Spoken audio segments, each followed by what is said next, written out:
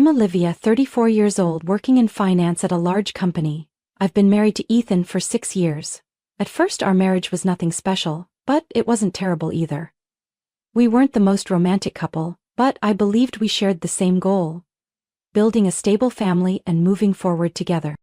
However, things gradually changed, in ways I never expected. 2 years ago, Ethan decided to quit his job, saying he wanted to start his own business. He claimed he was tired of working for others and wanted a career of his own. I fully supported him, though I had some concerns deep down. I trusted my husband's abilities and was willing to support him in the early stages, but as time went by, nothing went according to plan. At first, Ethan spent hours in front of his computer, researching business ideas. He talked about big plans, about how one day we wouldn't have to worry about finances anymore. But after a few months, our savings began to dwindle. I suggested he find a part-time job to ease the financial burden, but Ethan strongly opposed the idea. "If I go back to work, it's like admitting failure. Don't you believe in me?" He looked at me with reproachful eyes. I didn't want to argue. I just thought that if I could temporarily shoulder the financial burden, things might improve. But then a year passed, and then 2. Ethan still hadn't made a single dollar from his business while I was covering all our expenses: rent, utilities, groceries, everything. I tried not to complain, just hoping things would eventually get better. But the problem wasn't just financial. My in-laws, especially my mother-in-law and Ethan's younger sister, made me feel suffocated. They lived in an old house in the suburbs, about a 15-minute drive from us. At first I thought maintaining a good relationship with them was necessary, but over time, I realized I was nothing more than an outsider in their eyes. Every time we visited, I felt an overwhelming tension in the air. My mother-in-law Linda was a conservative woman who believed her son was the most wonderful man in the world. His sister Sophie never did anything but always expected to be taken care of. I vividly remember the first time I realized I wasn't welcome in their family. "Olivia, aren't you going to help?" Linda stared at me as I stood in the kitchen, while Sophie sat there scrolling through her phone, not lifting a finger. I smiled politely, trying not to take it personally. I was used to such remarks. But things gradually escalated when they started taking advantage of me financially. At first it was just small hints. "Ethan, the house needs roof repairs. Can you two help out a little?" "Olivia, I need to buy some things urgently. Can I borrow a few $100s?" But it didn't stop there. One day while we were at Linda's house, Sophie suddenly turned to me and said casually, "Can you lend me $600? I need to buy a birthday gift for a friend." I was stunned. $600? What are you buying?" "A designer handbag, but it's not that expensive," Sophie shrugged, as if it were the most natural thing in the world. Before I could respond, Ethan spoke up. "Olivia, just give it to her, it's no big deal." I turned to look at my husband, unable to believe he had just said that. "Ethan, do you even realize whose money this is? I'm the only one making money in this house." My mother-in-law shot me a displeased look. "Oh, come on, why are you making such a fuss? What kind of daughter-in-law are you to be so stingy? Your husband is the head of the family. What's wrong with him taking care of his sister?" For the first time in my life, I couldn't hold back anymore. "With all due respect, Linda, Ethan hasn't made a single dollar. Do you have any idea that I've been covering all expenses for years? We're barely making ends meet, and now you expect me to give Sophie money for a handbag?" Sophie looked at me with an indignant expression, as if I had just robbed her of something she rightfully deserved. "Come on, Olivia, why are you making such a big deal out of this?" Ethan sighed, placing a hand on my shoulder. "It's just a little help for my sister. What's the harm?"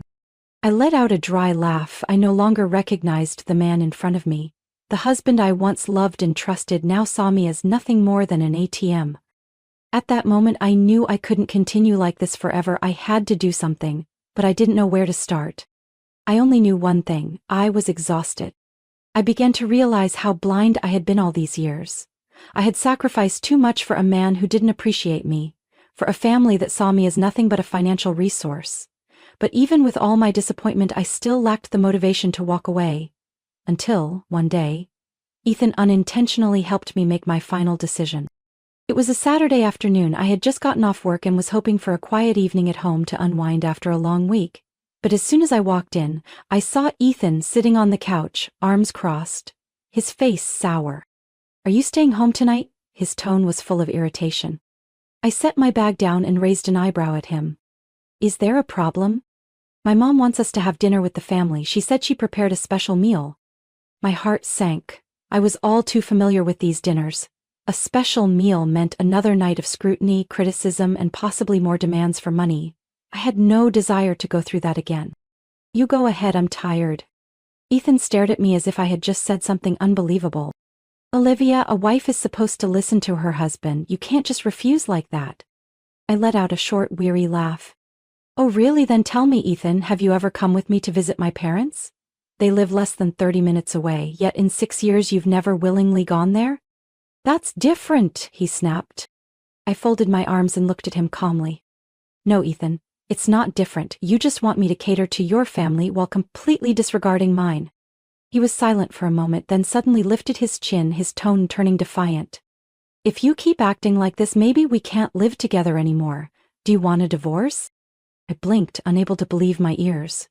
I hadn't expected him to throw that word around so casually, as if he was hoping I'd panic and beg him to stay. But instead, I felt something entirely different. Relief.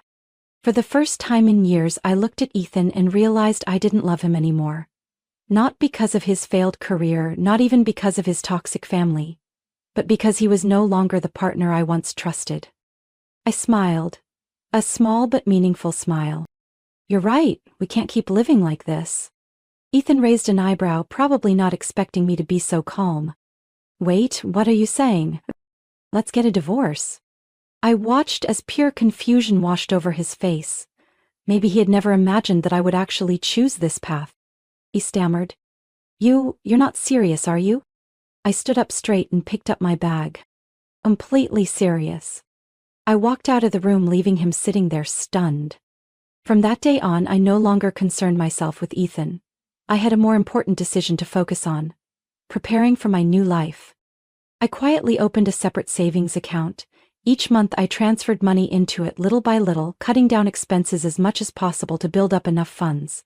I wasn't naive anymore. I knew I had to leave this marriage the smart way. I also started researching homeownership. I didn't want to just leave and rent a tiny apartment.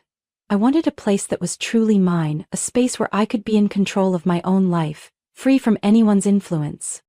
Every weekend I quietly went to look at houses. No one knew about this plan except my parents. They were very worried when they found out, but they fully supported me. You've endured enough. My mom held my hand, her eyes filled with concern. I don't want you to keep living like this. I smiled reassuringly at her.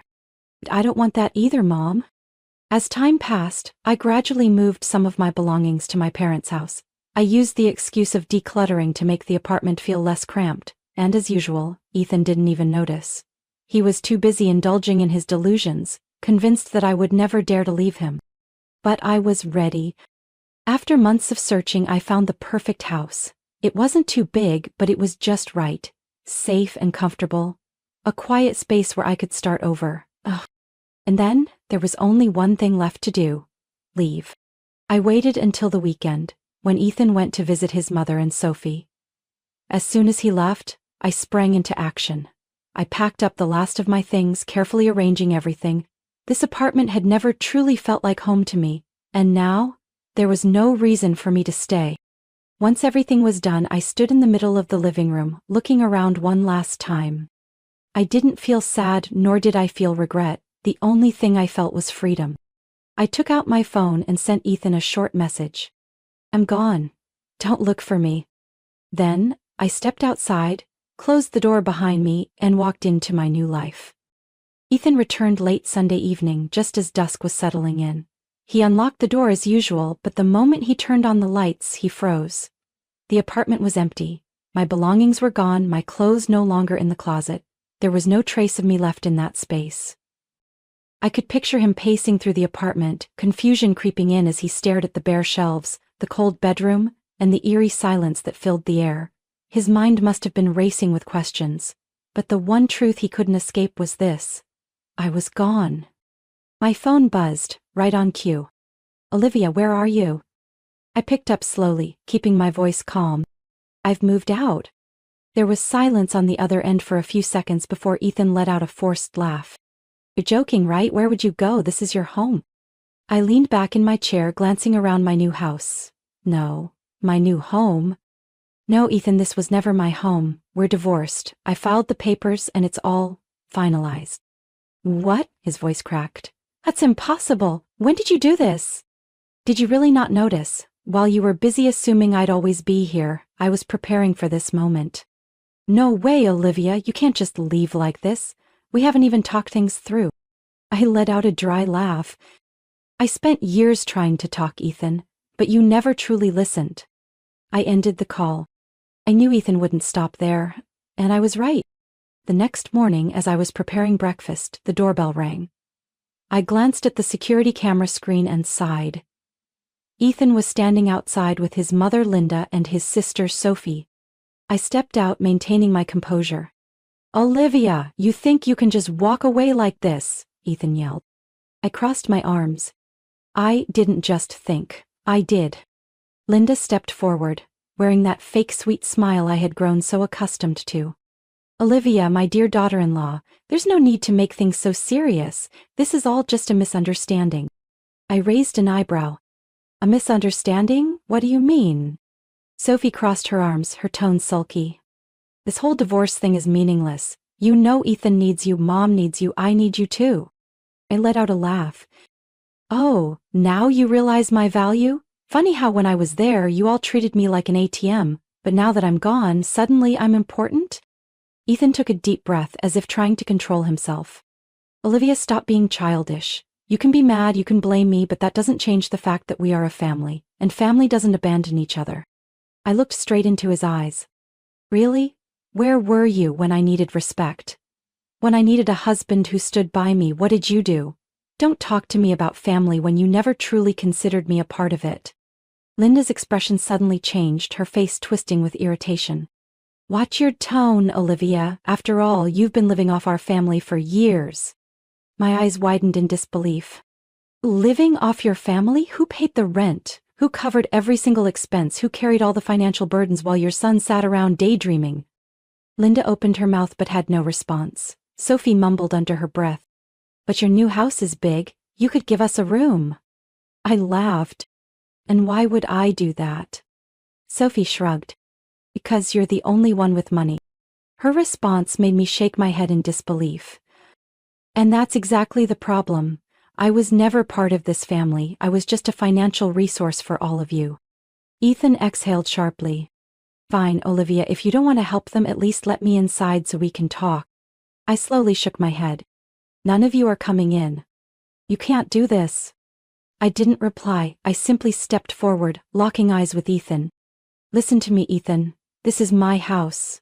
I left your life, and you have no right here anymore. Accept that. Ethan clenched his fists, but before he could react, a voice came from behind me. Is there a problem, sweetheart? I turned around and saw my father standing there, his gaze calm but firm. It's nothing, Dad, I smiled. My father looked at Ethan. Why are you still here? My daughter has made her decision, and I suggest you respect it. Linda stammered. But we're family.